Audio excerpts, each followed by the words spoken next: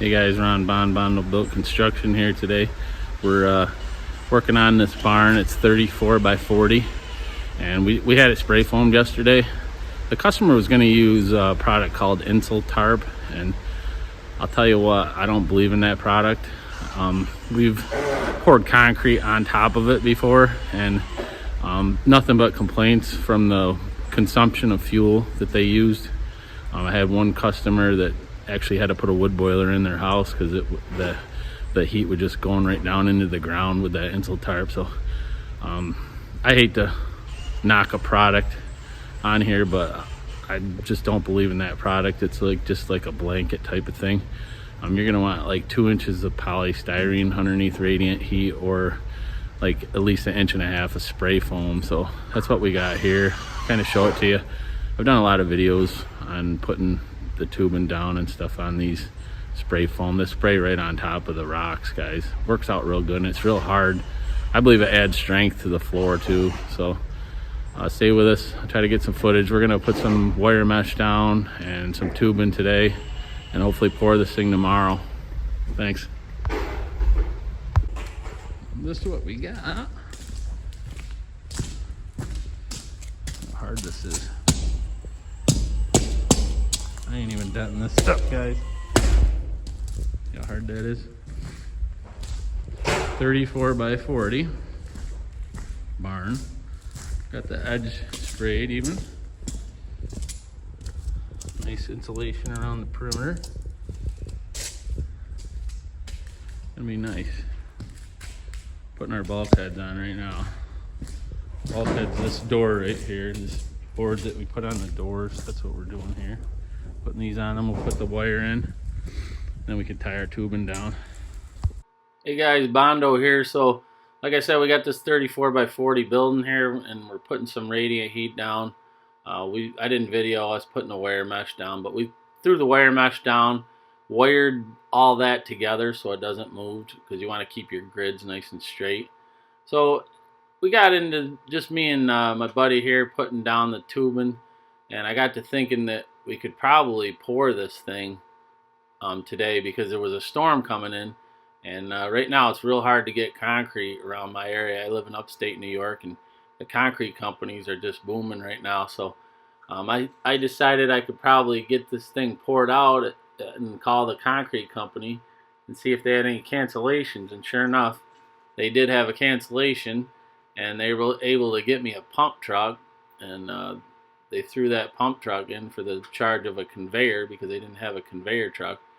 So I called some of my buddies over, and luckily a couple of them were available to help me, and we ran and got tubing. I actually didn't have the tubing because I had it on order, but it wasn't going to come in till later this day. So I actually ran to a supplier, probably a half hour away, and got this tubing, and we started running it. And I ordered the concrete for 1 o'clock, and you could see the winds blowing pretty good out there, but it wasn't really raining. It was sprinkling a little bit. So we're trying to get this tubing down as fast as we can, because like I said, we weren't expecting to pour, but we just kept cranking it out and trying to get it done by 1 o'clock so we can pour this thing. So we zip tied the tubing down, guys, every foot on the grid of the wire mesh. And we ran on this one, we run our loops about 300 feet, a little less than 300 feet, most of these loops. And we did pretty good at getting this tubing down. We zip tied it. We usually use little rebar ties, but I just grabbed some zip ties. It was a little quicker, I think.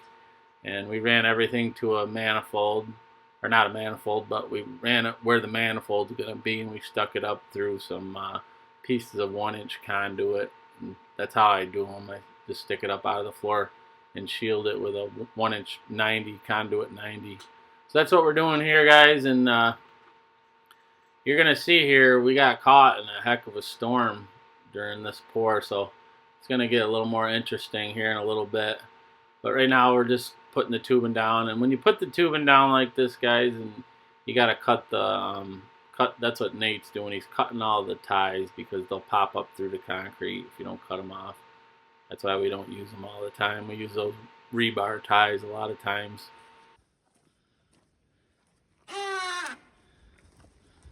You go mattress. We're building a little enclosure to cover this door right here. What do you say, Pat? Let's get it done. Get her done, bud. Let's pump this shit, bud. Get that pump fired up. So we put this tubing down like an hour and something. Hour and 15 minutes. We had to hustle. We have a rain day, so we got some concrete coming. Otherwise, it's a 3-week wait. That's what we're up to. Got our laser set up over there. That's why we're gonna cover that door. That wind's blowing this way. I'm gonna shut this laser off. Save on the battery. There's a slap stapler right there, boys.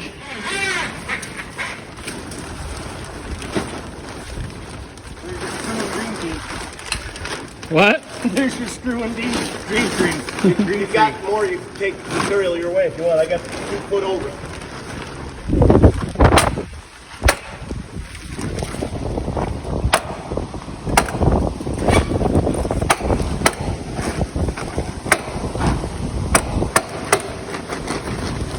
That's the way we do it, Pat. You know what I'm saying, bud? Fucking mattress is on fire. Did I bring some staples? Yeah, in that box right there.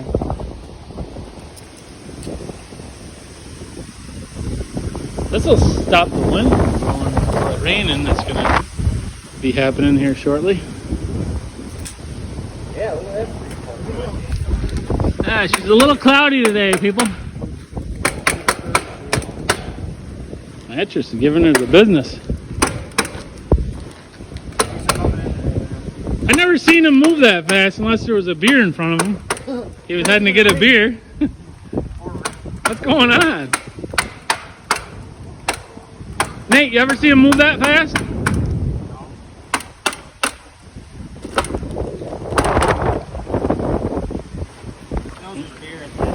Yeah, he knows there's beer at the end of the day as soon as we get this concrete in.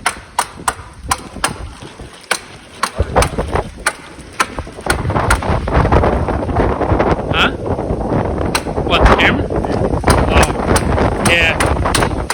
Right. The camera? I thought you meant turn the camera. I'm like, no, I did that before. Oh, dear. Actually, is this long enough? Cut this and put it on the bottom? I don't think he'll need it. Part of it. Maybe. Oh. Okay guys, so we got our enclosure built here in the back of the building to cover that door because that wind was starting to pick up pretty good, and I knew, you know, when the rain came in, it was going to blow that rain right in and mess that back area up. There's no doors on this building yet, of course, so we braced that thing up pretty good. We put like double slats on it because we put it up there and the wind actually blew the plastic right off real quick, so we set it back down. We just started pouring this out, but in a minute you're going to see what happens with this rain and 60-mile-an-hour winds, guys.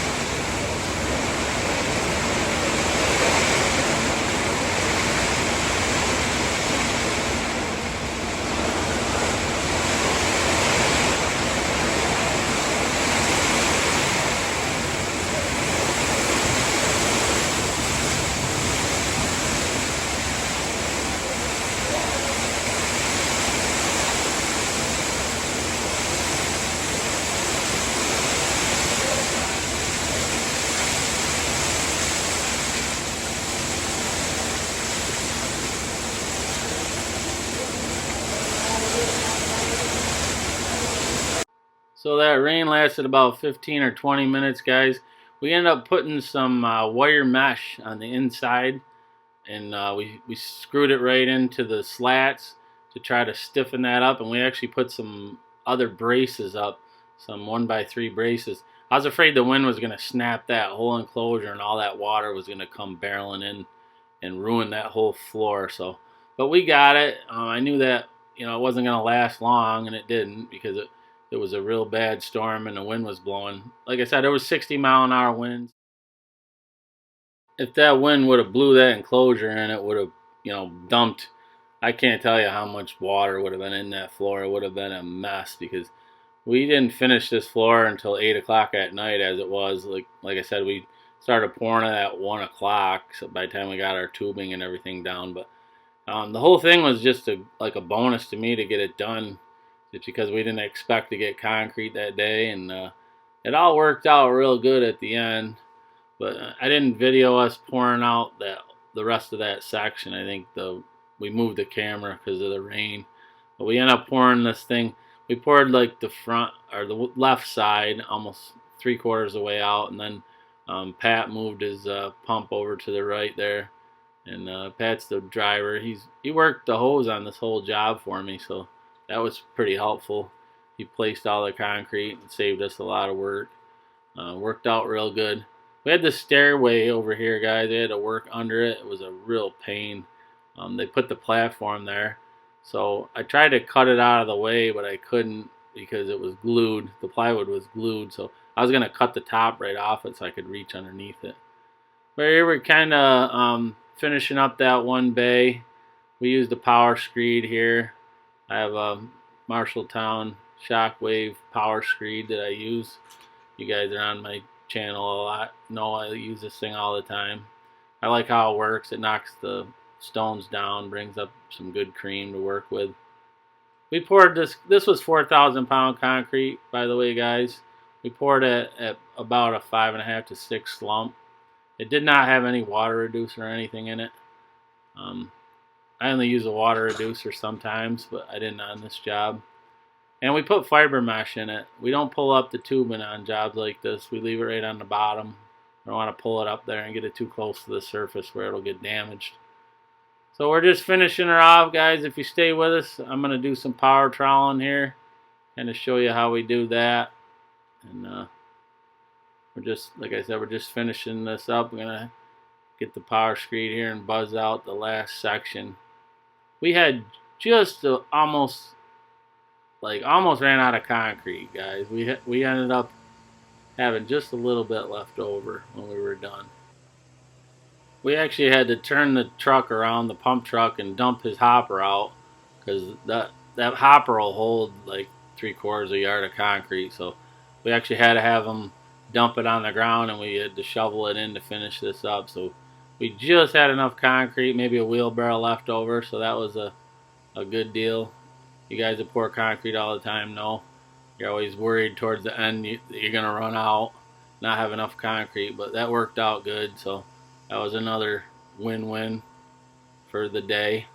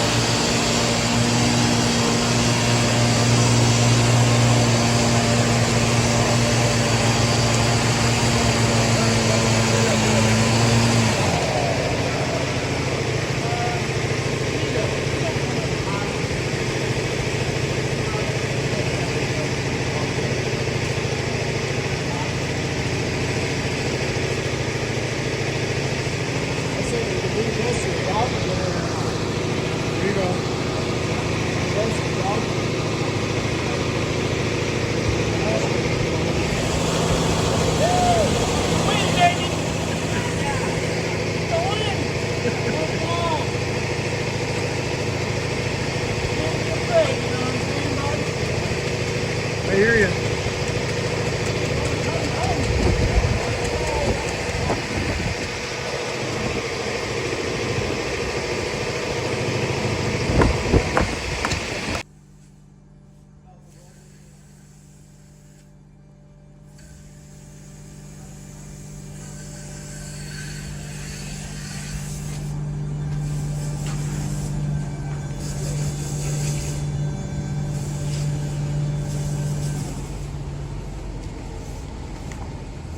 Few leaves blowing in there, huh?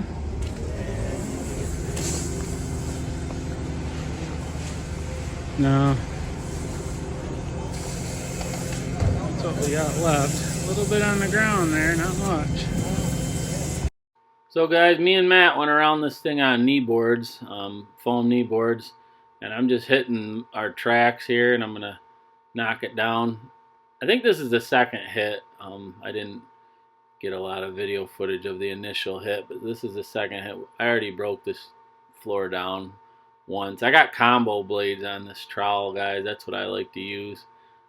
Some guys use the slip-on float blades, but I like these combo blades. That's just what I learned on and I'm used to. So yeah, I'm just, like I said, I'm just hitting it here. I do what's called a half lap on these floors, guys. I run the trowel across it, and I only go halfway with the next pass. I lap over myself halfway. That's just how I do it. There's definitely different ways to do it. You can do 2 passes and then run one down the middle of those. A lot of guys do it that way. That's just how I'm used to doing it. And we do these in a pattern, as you can see. I'm going one direction, and then I'm going to go the other direction with my trowel here. Every pass, I'm going to pretty much change directions, and that tends to flatten your floor out. So guys, if you're new to my channel, my name's Ron Bond. I have a company called Bondo Built Construction, and we do all kinds of concrete like this, guys, and a lot of interesting stuff. We do Nudura foundations. We got some excavation equipment. We do some of the lighter excavation stuff, do our own stuff.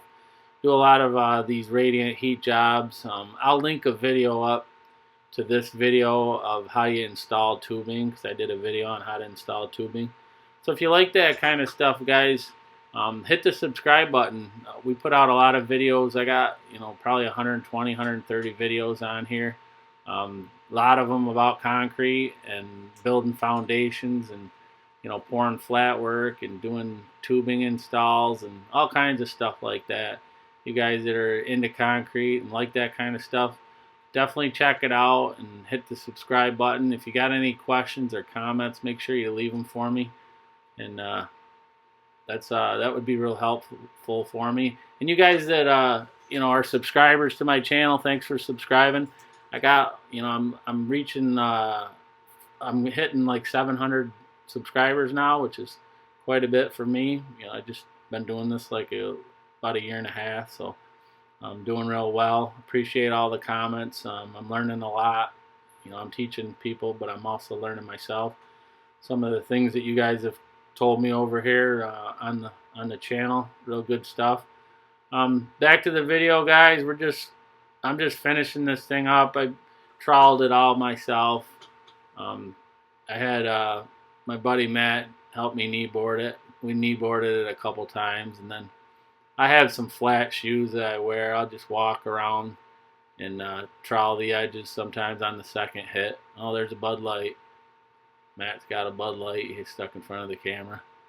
So thanks for watching my video, guys. I hope you got something out of it. It was kind of cool how we overcome this storm and got the job done. Finished her up at 8 o'clock at night.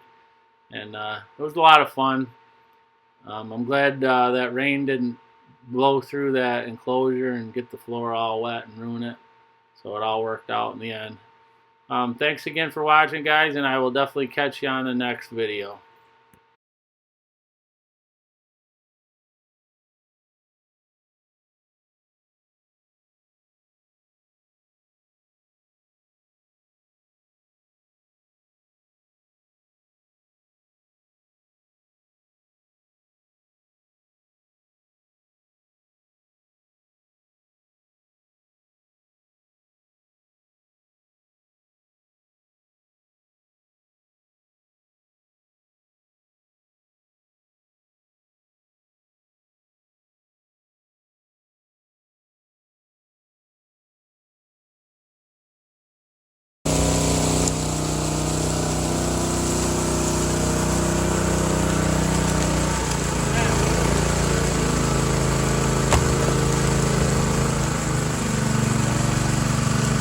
Good job. Well done, Bondo Bill.